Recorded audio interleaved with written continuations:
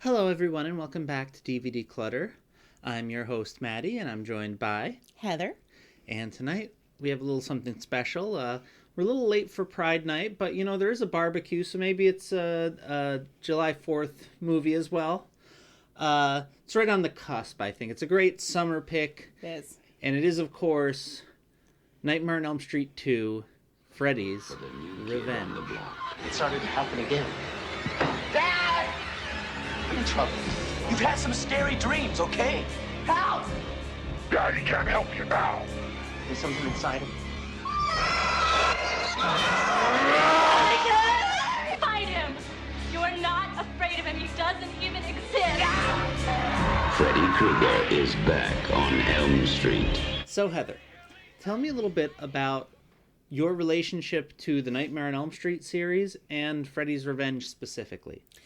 Well, when I was a kid, I acquired a VHS box set of the Nightmare on Elm Street films from a family friend who thought that I might like them.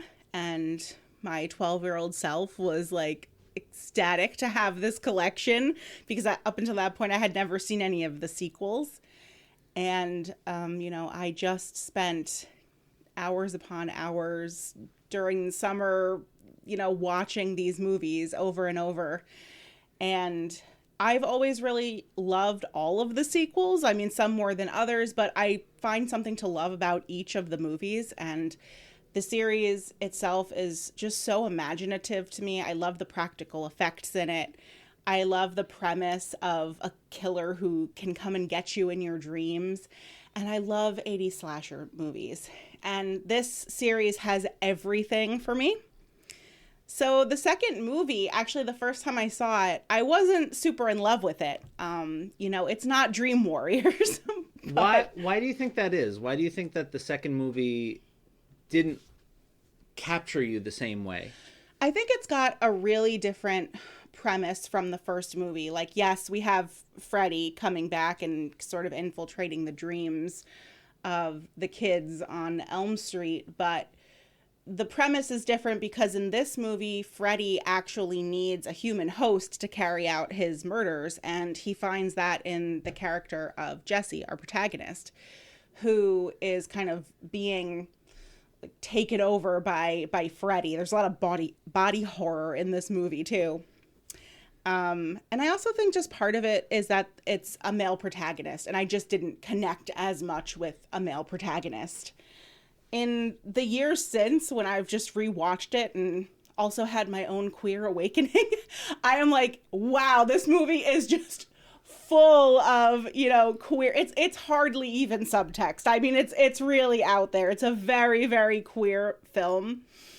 And I've kind of loved it. We sort of start to see the beginnings of Freddy being a little more playful and talkative in this one. He's definitely more so in the later sequels, but we do start to kind of get the beginnings of that. He has a lot more to sort of say, and I just think that there's a lot of great stuff in this movie. There's a lot of great practical effects. I love the pool party sequence, and we'll I'm sure dive into all of that stuff as we kind of talk further. But why don't you tell me your first experience with this movie? So this one, I don't actually remember if I saw it when I was younger and I was really first getting into horror movies and slashers and all of those. So my first memory of seeing it from beginning to end would have been watching it with you a few years ago. I feel about the same way about it now that I did then, which is that I appreciate that it's a very wide swing, but it's also there's something tonally off of it for a nightmare film. And I think that in some ways it's perfect because you have this character who is obviously they tend to focus on high school kids. They're going through puberty, and this is maybe the purest expression in the series of my body is betraying me right now. And I've talked before about how there's this kind of connection that I see in a lot of these films of you have the psycho killer, and it's something that I connect with as far as these are characters with urges and drives that are these compulsions that sometimes they can't control, and it's like, and society is like fears them, and they're cast out, and this is like really tapping into so much of that. And in terms of like, there's a real sense of like sexual violation to so many of the scenes of the kid being taken over by Freddy, and it's kind of strange because it's like, normally, you know, Freddy films, they're about like nightmares, and this one is more of like a possession movie. Yeah. And I think something that this one really dives into that struck me this time is mental health, you know? Yeah. I mean, Jesse is really going through it in this movie. He's having a complete mental breakdown, and people around him see it, and, you know, his friend Lisa, she wants to help him, and he is like, you cannot help me with this. And I think that this movie goes to a really dark place that a lot of the other movies don't go to. And, you know, for as campy as the series is, and there's certainly a lot of camp in this one, but I think that thematically it goes to some really dark places. And I think that Jesse is just he's a really tortured character. And, you know, everybody can just sort of see this unraveling, and they're powerless to help him. And I think that's sort of a really interesting, you know, theme in the movie. And kind of also makes me think, you know, about being a teenager and going through, you know, body changes, yes. And part of that is also kind of that, you know, your mental state really changes. Your hormones are all over the place. You know, you don't always have great control of your emotions. You know, a lot of depressive episodes can happen when you're a teen, and you sort of feel like nobody understands you. And I think that that's something that comes through in this movie too. But I also want to touch on the sort of idea of his body not being his own, because, you know, that starts from the beginning of the movie where he's just waking up in this cold sweat, and, you know, he realizes that something's going on. And as the movie goes further and further in, each time he's possessed by Freddy, it's like he can feel this change coming on, and he's powerless to stop it. And it really gets under my skin, honestly. Yeah. I think that, like, there's so many scenes where there's like the one scene specifically where Freddy pretty much like rips him open and is just like poking his head through like Jesse's chest. And it's just so scary because, again, it's like, this kid just cannot stop these urges. He's compelled to kill people because of Freddy, you know, kind of possessing his body. And even in his most, you know, intimate moments with Lisa, like when he's finally sort of connecting with Lisa on a romantic level, here comes Freddy with his gross tongue. And it's like, wait, we have to stop because Freddy's taken over. You know, and Lisa's like, what the hell's going on? So it's like Freddy is just everywhere in this kid's life, you know, in his most private moments, Freddy is there. And it's just, it's so creepy to me. So I really feel like this one feels like a completely different, this one feels completely apart from all of the other Freddy films, even maybe more so than Wes Craven's New Nightmare. Mm-hmm. Do you feel that way? And what do you think that sort of tonal divide is?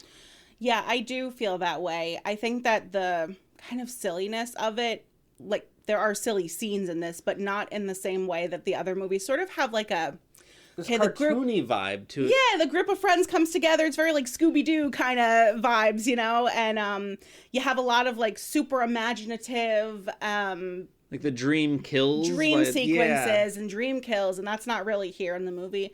I think that Freddy, like when he shows up, first of all, I feel like it's like the grossest design of Freddy of any of the films. Yeah. And he doesn't like, you know, his arms don't grow. Mm-hmm. He doesn't sort of transform. He's just a guy coming at you with knives when he comes at you. And it's very like straightforward and terrifying in the sense like it really does sort of capture that kind of creepiness. There are like a couple scenes that do kind of follow that kind of Freddy logic of like, you know, you're dying in the dream and then you die in real life. Which is weird because I don't think any characters actually die in a dream in this one. Everything that happens literally. Yeah, the dreams are happening to Jesse. You know, he does have some dreams about Freddy, but it's kind of all in service of Freddy possessing his body. You know, the kids on Elm Street are not having these dreams. They're not even really aware of what happened on Elm Street. You know, there's like the one character, Grady, who gives like a little nugget of like, hey, do you know you're living in this house where this girl went crazy and there's bars on the windows, but nobody's really aware of it. And, you know, so I think it's really interesting that with Freddy, he is such a menacing and really, really dark and taunting in this one. There's like the one scene where it's Grady's death scene, and you have Jesse looking in the mirror and Freddy's looking back at him, and Freddy is just so menacing in that scene. I am you, and there's nothing you can do about it. You know, I'm in your head, and there's nothing you can do about it. You could just kind of feel like the despair that Jesse's going through. It just goes to such a dark place, and I'm not sure if the writers just didn't really know where to go with the story after this, because I'm not sure that they knew it was going to become this like slasher franchise that it became. And it kind of seems like they just didn't really know where to go with Freddy, because in the first movie, Freddy doesn't really talk all that much. And in this one, they give him a little bit more to say. I'm not sure if they just didn't really know what to do with the movies, because it is a real shift in tone. And like you said, the logic of the lore doesn't really match up to the subsequent movies in this one. So it's kind of an outlier.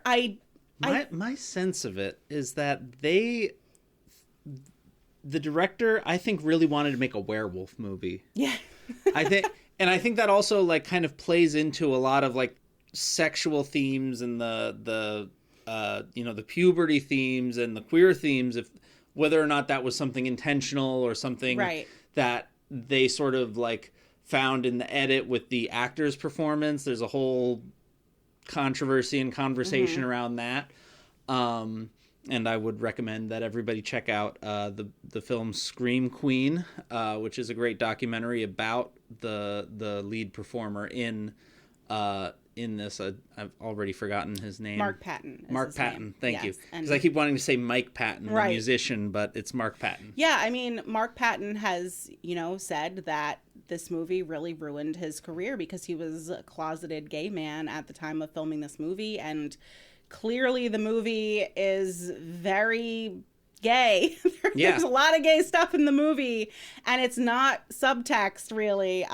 You know, the gym teacher is like, he's at he picks up the kid at a leather bar. Yeah. Which is also like, that's the scene that makes me the most uncomfortable, I think, just because it's like, because it has that element of like grooming to it. And and there's already sort of that predatory nature of the gym teacher with the two boys, because he's kind of just always picking on these two kids, on Jesse and Grady. And every time I watch this movie, I always have to remind myself, nope, this actually happens. The teacher is at the leather bar. This is not a dream sequence. You know, this is actually happening, because you think to yourself, oh, maybe he just wandered off and this is like a dream thing. Nope, this is actually happening. And then the gym teacher takes him back to the school, makes him run laps around the gym, and, you know, Freddy possesses him in the shower, and, you know, ties him up and whips him with the towel and everything. It's and then super, you know, kind of kinky and like And it's interesting because, like, I remember being a child and, you know, you would have all these rumors. Oh, did you know that house? There was a murder that happened there. And you like, oh, you know, that teacher goes down to the leather bars. And it's like there were no leather bars anywhere where I was growing up. But like, that's the type of thing. That was the type of rumor that you would hear. It's almost like I was watching this and I kept thinking of like R.L. Stine and, you know, sort of like that way that as a kid you kind of relate to the world around you, and that there's like a lot of like campy elements to that, even as I do think this is the darkest Freddy film. Yeah. I'm always interested in movies too that deal with the dark side of suburbia, and you know, these movies definitely do, and certainly this one does, because as you're saying, you know, I'm watching it and I'm like, where is the leather bar in, you know, in Springfield? Like, where is it? You know, Springwood. Sorry, I always say Springfield. Sorry, Springwood. And I think it's Haddonfield in Halloween and Springwood. So my towns get mixed up, but so we're in Simpsons. Yeah, so Springwood. You know, I'm like, where is this leather bar in Springwood? You know, it's like, but it sort of goes back to, you know, this family moves into this house. The dad does not want to hear that anything's wrong with the house, even though, like, Cheryl. Come on, Cheryl. You know, the bird exploded in front of their eyes. The toaster went on fire when it wasn't plugged in. The house is always a million degrees. The dad can't figure it out. And he's just like, there's nothing wrong with this house. It was just a great price, you know? It's like, it's kind of like, they mentioned something about the murders, but come on, it's not, there's nothing wrong with the house. It's, you know, what are you willing to give up to live in comfort in your suburban house, you know, that you can own? And, you know, I really like those themes throughout the series. There's this really dark, you know, secret that Springwood holds, you know, and the kids don't know about and the adults are kind of privy to, and, you know, the divide between the kids and the adults in these movies. Interesting again in this one too, that the adults actually do give a shit about the kids. Well, not his parents though. You know, the mom kind of does. The dad is.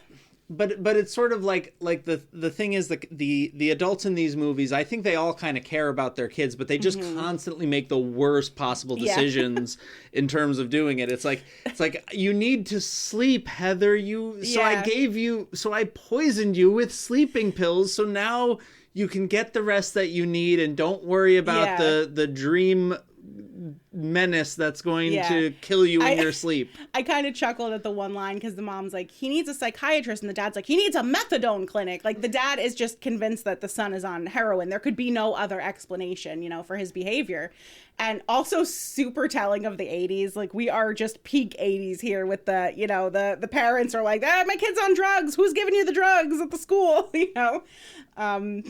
So yeah, there's a lot of like suburban paranoia in this movie, and I think that goes to the queerness too, because I mean, like, especially like, this came out in '85. Yeah, you know, so we were a few years into the AIDS epidemic at that point in the U.S. You know, and I feel like, especially like with the scenes like at the leather bar, and with a lot of the way that you just watch the mental deterioration of this character, is like I couldn't not think of that while watching it, you know? Yeah, and it's interesting too because the kids don't make fun of the gym teacher really. They're scared of him. It's like they're scared of this queer character, you know, and I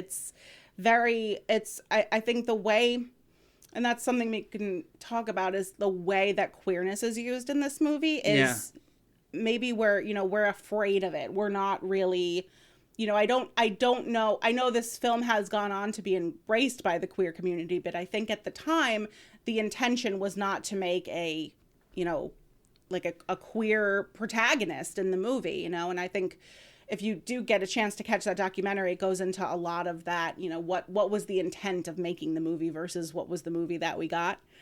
And, you know, I'm not sure that the intention was to, you know, kind of champion a queer horror movie.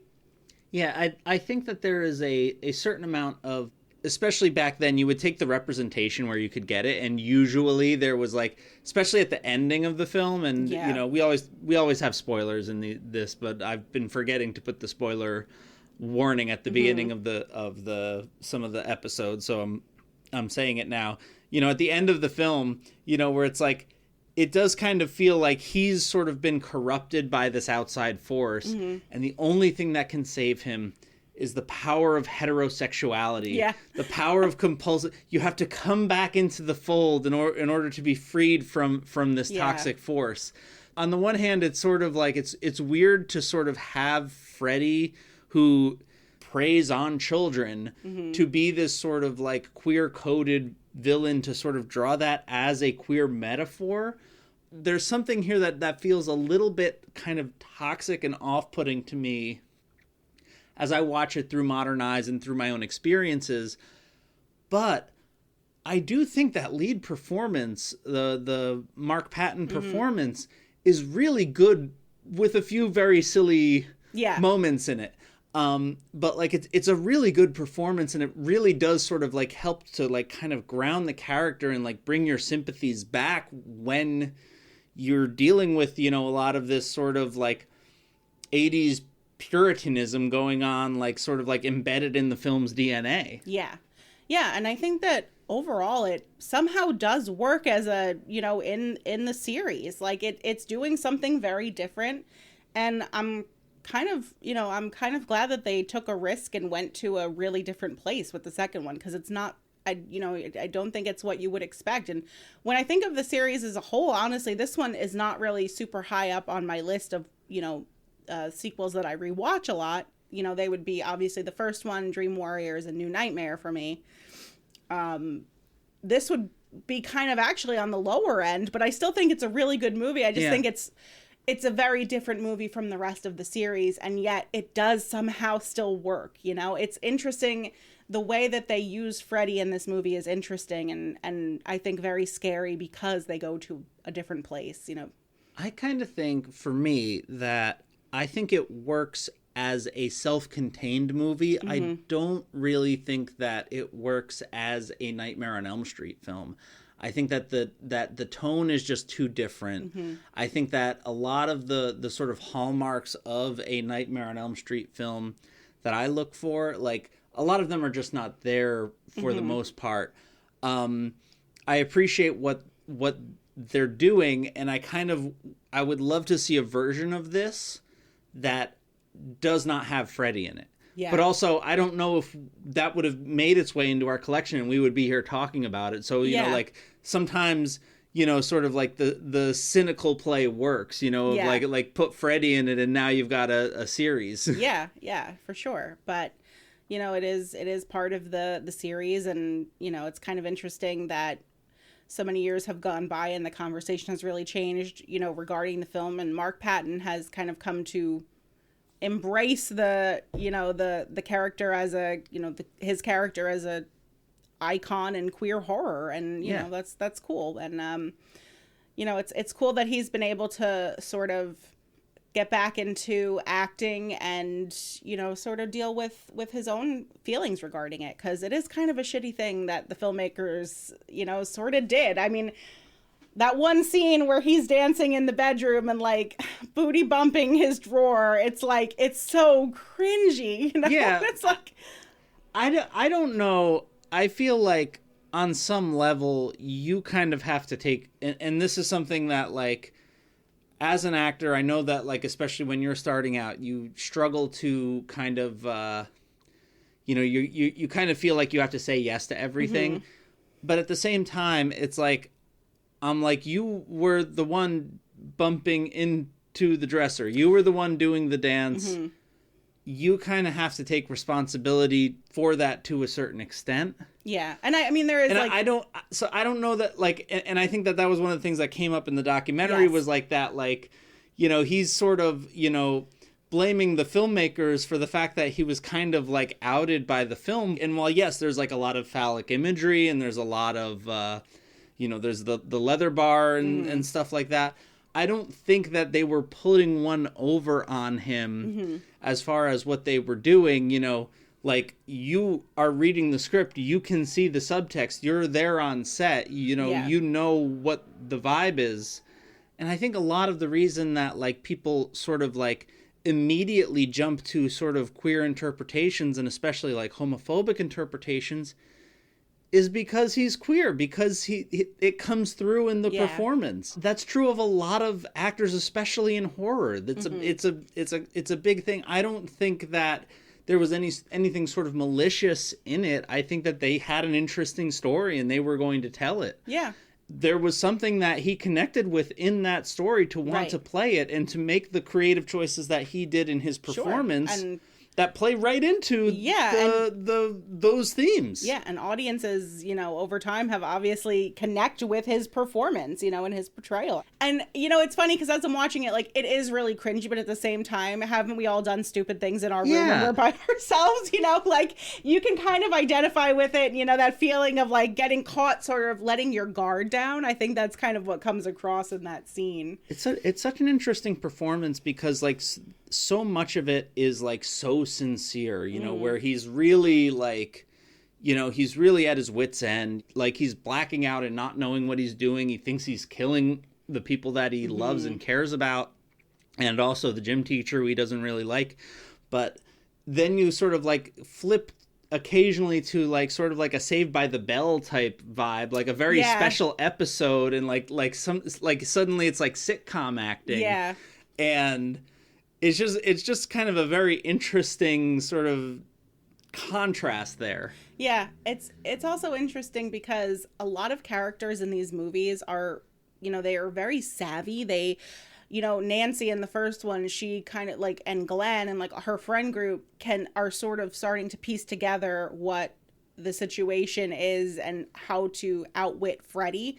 And I feel like Jesse really has none of that. He does not have any agency over the situation. He is kind of relying a lot on Lisa to sort of help him through it. And again, I think that goes back to like heterosexuality will save you. Yeah, exactly. Kissing this woman will save you. She says, I love you, Jesse. And then all of a sudden, Freddy's like... Which is such a strange thing, too, because earlier in the film, like, them making out is what triggers the possession at one point. So it's just interesting. And it also, I think, does kind of fit into an interesting sort of lineage of horror films. I kept thinking of Cat People, which is like another one where it's like, you can't express yourself sexually because you will turn into a monster and kill the one you love. Yeah. I think that, it's actually kind of a good movie. I kind of like it. I don't think it's a bad movie. Like you said, it might not fit in with the Elm Street series, but I think it's a pretty good horror movie, actually. And I agree. So I guess that brings us to our big question. Stay or go? We will definitely be keeping it. It's part of a box set. It's also part of a box set. But even if it wasn't part of a box set, I would still keep it because I still do enjoy watching it. I think it's got a lot of interesting stuff in there, and I really like the performances. So it's definitely a keep. It's definitely a keep. I think also, when it comes to the way that you in particular collect DVDs, it's like you're very much a completist, where it's like if you're gonna have Dream Warriors and Nightmare on Elm Street, you got to have number 2 as well. And if you're gonna have Wes Craven's New Nightmare, then you need the whole series. Yeah. And the thing with these is I really like, back to when I was a kid, I always had these box sets and I could just kind of pick and choose, like, today I'm going to watch number 4, like super random. Or you'd put on like the Sci-Fi Channel and they'd be like, here's like number 6, Dream Child or something, really interesting, random. I only owned Freddy's Dead, The Final Nightmare growing up. I had that on VHS and none of the other ones. So I knew that one like in my childhood from front to back and could quote the whole movie. Yeah. Every town has an Elm Street. Yeah. And like, it's just very funny because that's like probably the worst one. Yeah. But, again, I kind of find something a little bit redeeming about all of them. They're very much comfort watches for me. I really love them. They are intrinsic. They are just in my DNA because, trivia for you, my parents' first date was to go see Nightmare on Elm Street. So there you go. They named you Heather. And I'm Heather. And we love Heather Wagenkamp. She's amazing. One other quick little thing is just the other day, the news broke that they are looking to reboot the series with Jim Carrey playing Freddy Krueger, which, you're saying no. See, I could kind of see it. I just hope it's not too goofy. You know what though? I'm actually here for a Freddy reboot because I feel like there's been a lot of time. I'm not sure, like nobody's going to be Robert Englund, right? I did not really care for the remake-ish. It was kind of a remake, but not really because it was like the kids were aware of it. You've seen it. I haven't seen it actually. You haven't seen it? I thought that we watched it together. I've never seen the reboot. Okay. I saw we watched Freddy versus Jason, but I've never seen the ones with I forget his name, but the guy from 3:10 to Yuma. Yeah. Yeah. This is also, I think, a fundamental difference between me and you and also me and like most of the rest of the world is that like I don't get invested in the continuation of series. I think that I want to sit down, I want to watch a movie, and I want the movie to tell a complete story, and I want to have that complete story. And if you have something new to say with a sequel, great, go for it. I want melodrama. I want Scream 9, 10, 11, 12. Yeah. And I'm like, even when they're not good.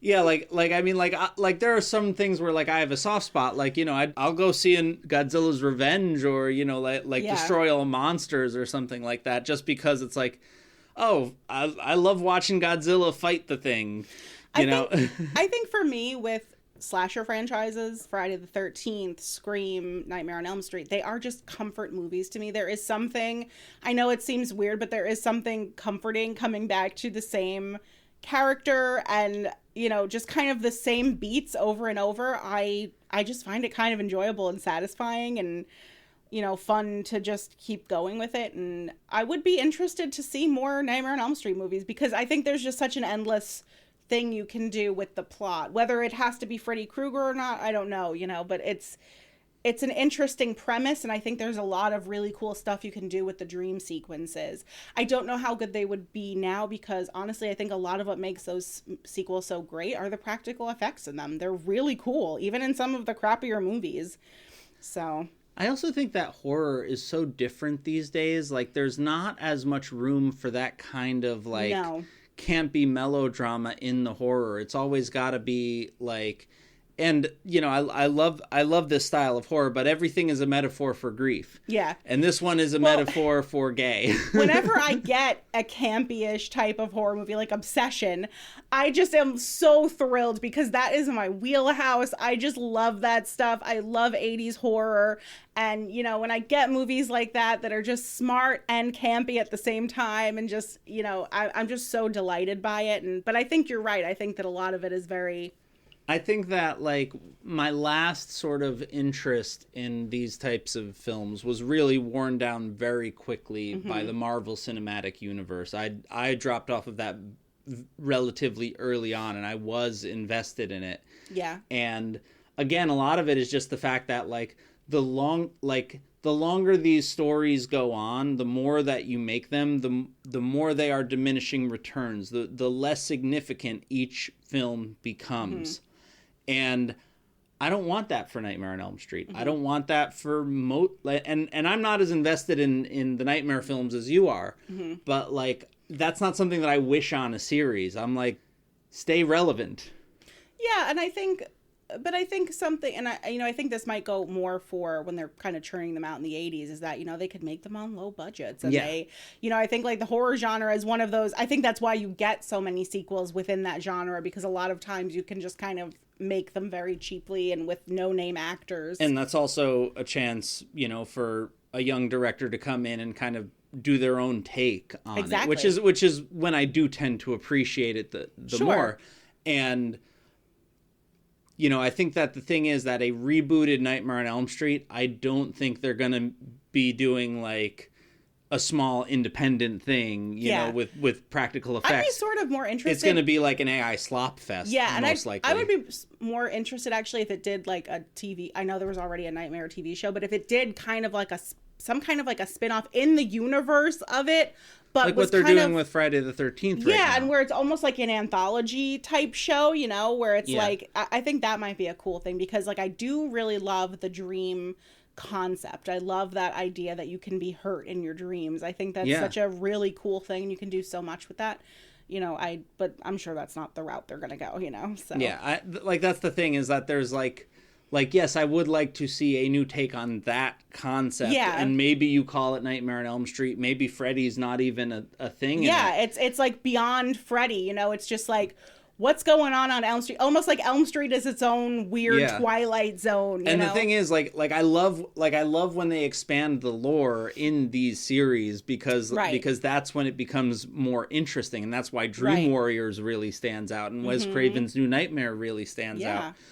But the thing is that is the opposite when the executives, especially these days, when they buy into a series, you know, when they get the rights to it, what they're looking for is to just do a carbon copy of the stuff that they already did. Maybe put in some fun quips, a few little references for the fans, and then, you know, put it out there. And the other thing is that they spend way too much on them, and because they know how valuable the series is.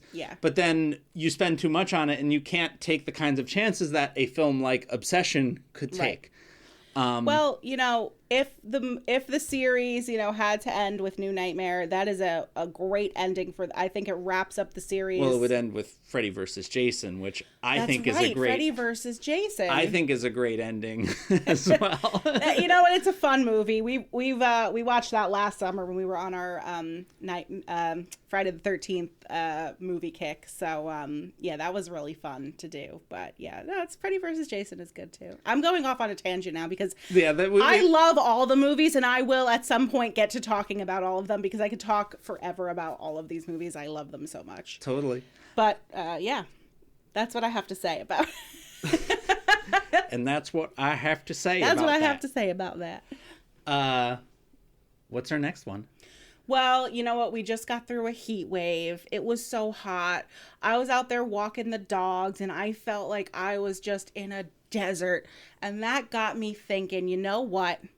I'm thinking about the Wild West. I'm thinking about the fact that I've never seen a Clint Eastwood movie. And I'm thinking about the fact that, okay, I've never seen a Clint Eastwood movie that he acted in, I don't think.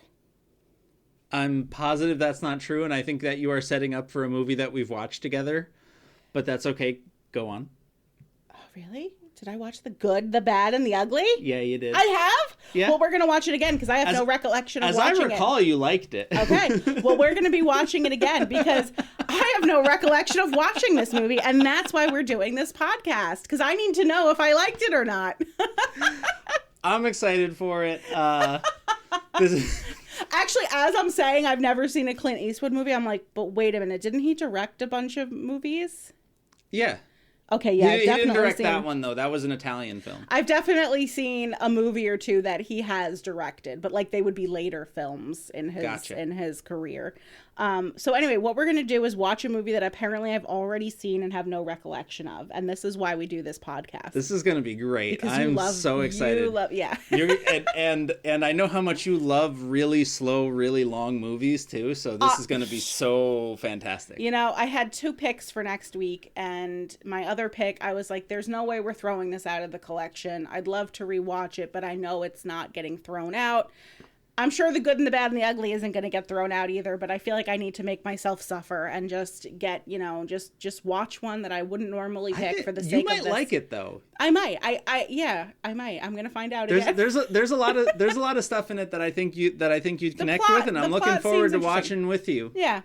All right. Well, we will see you next time for my apparent rewatch on the next episode of DVD Clutter. Will be in your neighborhood soon.